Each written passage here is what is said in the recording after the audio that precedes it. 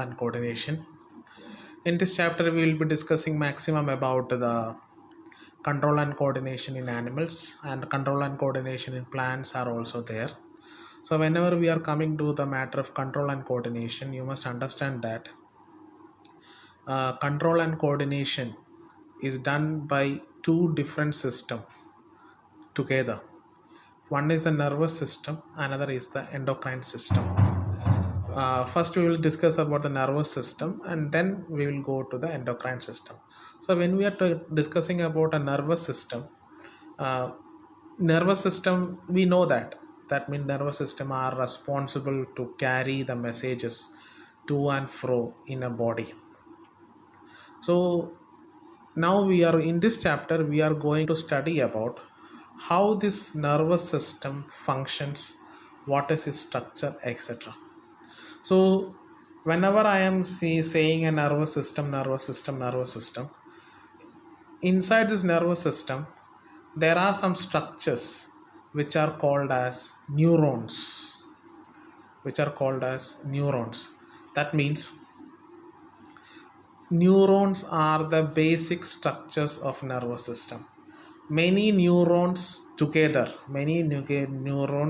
clump together and it will form a nervous system. That is, a concept is there. So we have to study about the what is the structure of a neuron. So you can see there the neuron structure is given there. So it is having a, like whatever you are seeing with the sky blue color, which we call it as the cell body, and you can see that something long thread like structure which we call it as the axon, and last you can see some branch structures which we call it as the axon terminal. So what is its function? If you see the cell body, this cell body is having nucleus. They have its own nucleus, and you can see some branches on the cell body. They are known as the dendrites. Otherwise dendrites means little trees. What is the function dendrites? Dendrites are the structures which receive messages from another neuron, and it will be processed inside the cell body. So when they are processing inside the cell body, so they will make it sure that what was the amount of impulse that is coming and how fast it is coming, all the things matters. Once it is reached to the cell body, that particular message will be passed through this long tube like structures which is called as axons. And these axons, if you see, you can see something box like structures, they are covered there. They are called as the myelin sheath, which is made up of Schwann cells.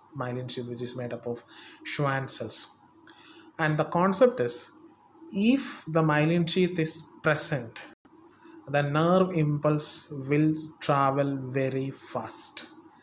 If the myelin sheath is absent, the nerve impulse will travel slowly.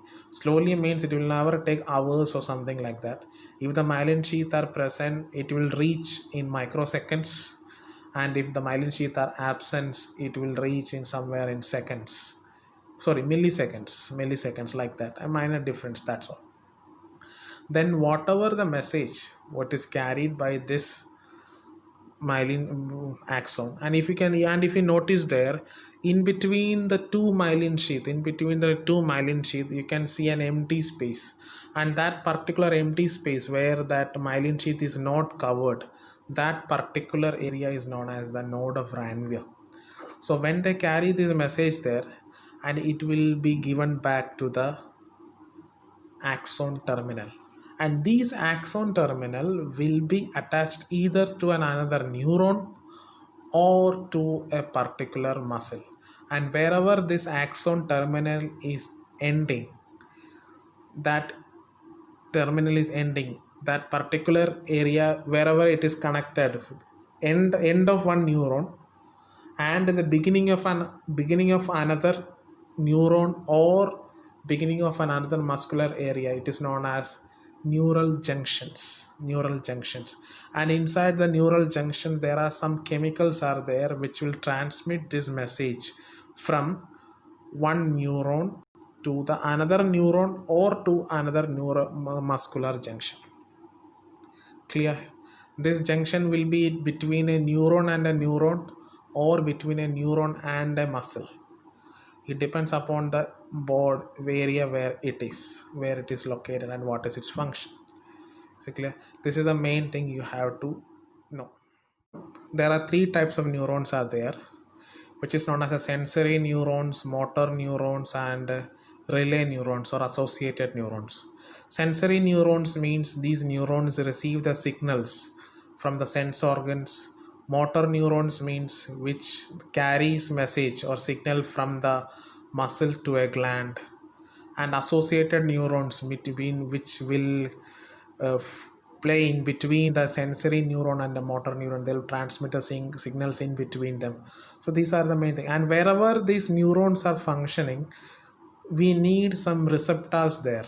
Receptors means which can receive some type of signals, and these are the signals which are transmitted to these neurons to the brain.